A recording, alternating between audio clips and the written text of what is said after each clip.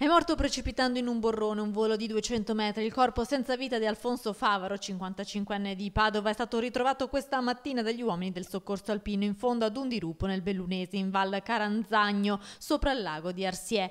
A dare l'allarme sono stati gli amici con cui l'escursionista doveva trovarsi. Non sentendolo e non vedendolo rientrare a casa in serata hanno dato l'allarme. Subito sono scattate le ricerche. L'uomo era uscito ieri mattina da un'abitazione in località Forcelletta, dove in questi giorni sta trascorrendo le vacanze.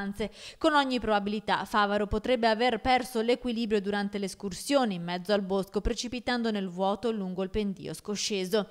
Le ricerche sono partite subito. Una volta individuata la zona, l'elicottero del SUEM di Pieve di Cadore ha sbarcato il tecnico del soccorso alpino dell'equipaggio vicino al luogo dell'incidente, per poi volare e imbarcare altri 2 soccorritori di Feltre in supporto alle operazioni. Il ritrovamento del corpo è avvenuto oggi. I soccorritori purtroppo non hanno potuto far altro che constatare il decesso. La salma è stata ricomposta e portata a valle. Sul posto sono intervenuti anche i carabinieri.